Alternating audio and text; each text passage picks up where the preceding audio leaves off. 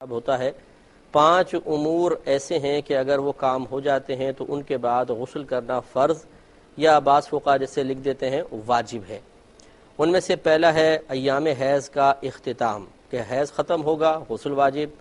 اسی طریقے سے نفاس، جو بچے کی پیدائش کے بعد بلیڈنگ ہوتی ہے، اس کے بعد ایک عورت پہ سمجھ لیں وقتی طور پہ ناپاکی طاری ہوتی ہے، اور اس کے بعد جو غسل کیا جاتا ہے، اس کے بعد یہ ختم ہوتا ہے نفاس تو غسل واجب ہو جاتا ہے۔ اب جو غسل کرنا ہوتا ہے یہ فرض ہے۔ تیسرا احتلام ہوتا ہے کہ رات کو سوئے اور غسل فرض ہو گیا جس کو ہم کہتے ہیں کہ، لیکن اس میں آپ کو بتایا تھا کہ شرط یہ ہوتی ہے کہ صبح جاگنے پر اپنے کپڑوں پر تری پائی، اور غالب گمان یہ ہے کہ یہ احتلام کے قطرات ہیں، خارجی اور پانی وغیرہ نہیں ہے، تو پھر اس پہ غسل واجب ہوگا۔ چوتھا آپ کو بتایا تھا کہ دخول ہے، یعنی انسان زندہ انسان کے ساتھ اگر تعلق جیسے تعلق زوجین ہوتا ہے قائم ہوتا ہے، اس میں چاہے ڈسچارجنگ ہو یا نہ ہو، اگر دخول ہے تو پھر اس میں فوراً غسل واجب ہو جاتا ہے۔ اور پانچواں ہوتا ہے کہ جاگتے میں اگر شہوت کے ساتھ لذت کے ساتھ احتلام ہوتا ہے تو اس سے بھی غسل واجب ہوگا۔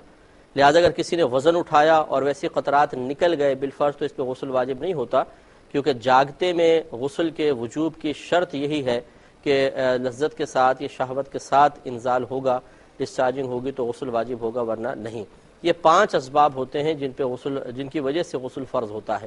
اب یہ خیالات غلط ہیں کہ جو چھپکلی بدن پہ گر گئی تو غسل واجب ہو گیا،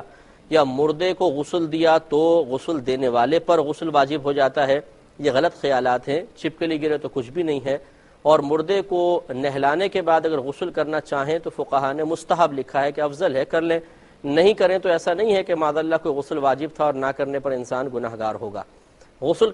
جب غسل واجب ہو جائے تو تاخیر نہیں کرنی چاہیے، کیونکہ نبی کریم صلی اللہ علیہ وسلم کے فرمان عالی شان کے مطابق جس گھر میں کوئی جنبی شخص ہوتا ہے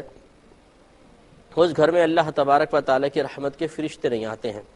ویڈیو کے نیچے سبسکرائب کے بٹن پہ کلک کریں، بیل کے آئیکن پہ کلک کیجئے تاکہ ہر نئی ویڈیو کی نوٹیفیکیشن آپ کو مل جائے، اور تھمز اپ کا بٹن دبا کر اس ویڈیو کو لائک کریں۔